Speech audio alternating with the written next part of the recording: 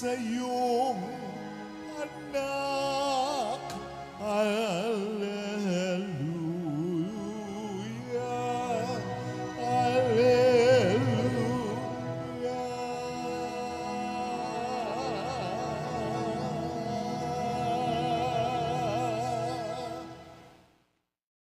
Sumainyo ang Panginoon. At sumaiyo rin. Ang mabuting balita ng Panginoon ayon kay San Lucas. Papuri sa iyo, Panginoon.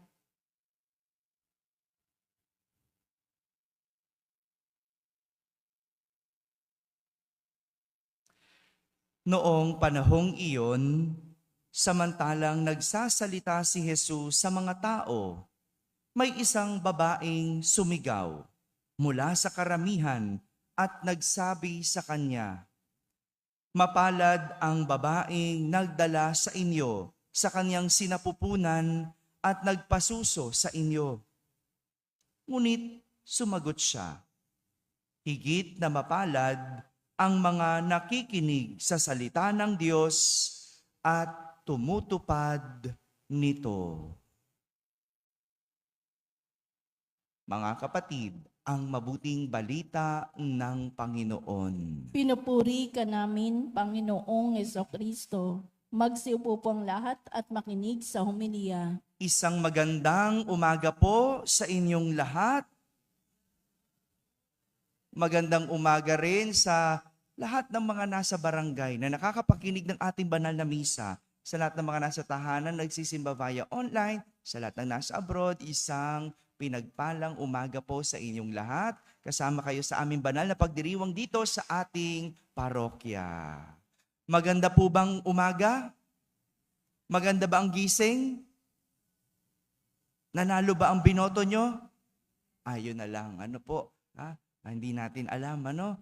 Pero kahit sino pa man yan, magandang umaga dahil bigay ito ng Diyos. Bigay ito ng Diyos. Kaya patuloy na lang nating ipagdasal ang ating mga hinahalal na pinuno. No? Hinahalal kasi hindi pa naman tapos yung pagbibilang sa ibang mga lugar, hindi pa tapos yung senatorial voting natin o yung pagbibilang ng boto sa senatorial race. Malamang sa iba, tapos na sa mga iba't ibang mga lungsod. No? Pero pagdasal natin ang mananalo, pagdasal natin ang ating bansa. Ngayong araw na ito, ginugunita po natin ang aparisyon ng mahal na Birhen ng Fatima. Hindi lang po isang beses nag-aparisyon ang mahal na Birhen sa Fatima, kundi 6 na beses. 6 na beses nagpakita ang mahal na Birhen mula May 13, ngayong araw na ito, hanggang October 13, 1917. Ang mga nakasaksi sa aparisyon ng mahal na Birhen ay ang 3 kabataan na sina Lucia, Francisco at Jacinta. Alam niyo po, ang pagpapakita ng mahal na Birhen sa Fatima ay para hikayatin ang mga tao na magdasal ng Santo Rosario, magsisi at magbalik loob. Yun yung 3 dahilan ng mahal na Birhen. Kaya siya nagpakita sa Fatima, ang magdasal ng Santo Rosario, magsisi sa kasalanan at magbalik loob sa Diyos para magkaroon ng kapayapaan sa buong mundo. Kung tutuusin, napakadali lang naman sana gawin ang mensahe ng mahal na Birhen. Hindi po ba? Ang dali lang naman mag-rosaryo. Ang dali naman magsisi.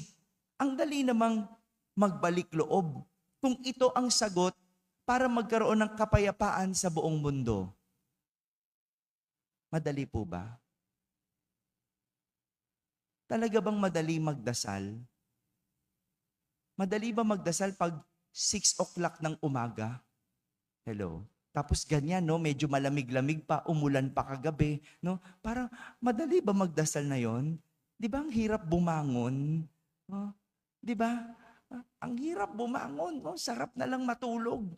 Madali bang magsisi sa kasalanan? Paano kung hindi mo naman nakikita ang iyong kasalanan? Madali ba yon? Madali ba magbalik loob? Paano kung ikaw ay may tampo sa Diyos? Madali bang magbalik loob? Hello? O yan na naman, wala na naman akong kausap. Nakatulala na naman po sila. Yan, no? Hindi madali magmisa, lalo pag may nakatulalang mga tao. Ito ang dahilan kung bakit sa ating ebanghelyo, ang sinabi sa atin ni Jesus, mapalad ang nakikinig at tumutupad sa salita ng Diyos. Yan ang tinuturing ni Jesus na mga mapapalad. Dahil gaya ng mensahe ng mahal na birhen, hindi ito madali. Hindi madaling makinig sa salita ng Diyos. Hindi madaling tumupad sa salita ng Diyos. Bakit ba hindi madali? Ang hirap unawain ng Diyos. Hindi ba? Hirap unawain ng Diyos. Ang hirap unawain ng kanyang mga salita, ng kanyang mensahe. Ang hirap sumunod sa Diyos. Ang hirap. Lalo na kapag madami kang naririnig, madaming bumubulong at umuudyok sa'yo, hindi madaling makinig sa Diyos. Kahapon ba, may bumulong sa inyo? Hello? May bumulong na may inabot? Wala? Yun lang, kaya ang hirap walang abot no? Nag-iintay tayo ng bulong na may abot. Pero ang hirap pag ganyan, no? Yung meron ka ng iboboto, tapos may bubulong sa'yo, no? As meron yung bulong, may abot, naku, nagulo na yung isip mo, hindi ba? Maraming ganyan. Yung biglang nagpalit ng isip dahil may narinig na bulong. May nag-udyok, di ba? Ang hirap makinig, lalo na kung ang dami mong napakikinggan, ang daming boses na nagsasabi sa'yo. Ang hirap to pa rin ng salita ng Diyos. Lalo na kung may sarili kang plano, may sarili kang gusto. Ang hirap po? Dahil ang pagpapakabanal ay hindi madali. Pero sinasabi ni Jesus, ito ay posible. At higit sa lahat, ang isang banal ay tinuturing na mapalad. Mapalad. Gaya ni Maria, siya ay bukod na pinagpala sa babaeng lahat.